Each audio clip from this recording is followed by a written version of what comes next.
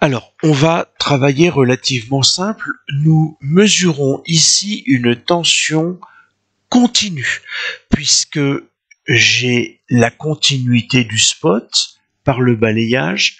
On a réglé le balayage pour avoir un trait lumineux. Je vous ai expliqué que c'est le spot qui se déplace rapidement et qui laisse cette traînée.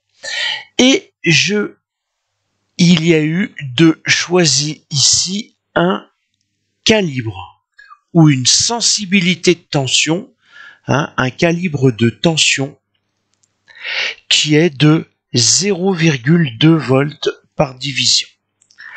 Alors, ici, vous voyez que j'ai comme si j'avais un repère du plan avec l'intersection des lignes d'une ligne verticale qui est elle-même sous-graduée.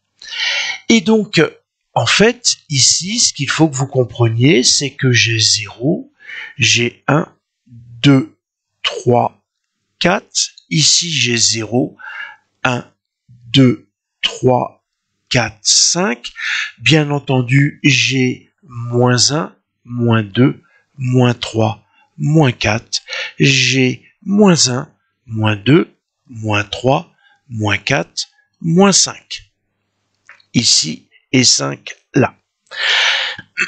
Alors, comment est-ce que je vais pouvoir mesurer la tension aux bornes à l'oscilloscope?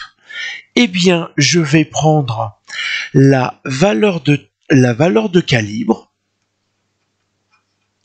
la valeur de sensibilité, que je vais multiplier par le nombre de divisions. Alors attention, comme j'ai 1, je n'ai pas 1,1, mais j'ai 1,2, 1,4, 1,6, 1,8, 2. Les tirés vont de 2 dixièmes en 2 dixièmes.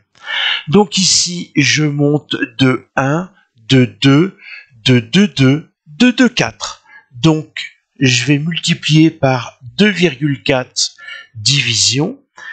Et comme j'ai 0,2 volts pour une division et que je multiplie par 2,4 divisions, vous voyez que au niveau des unités, les divisions vont se simplifier.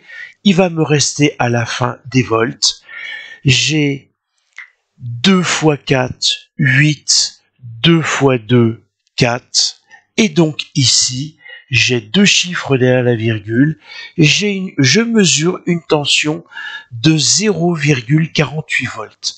J'ai une amplitude de 2,4 divisions. Je mesure une tension continue de 0,48 volts.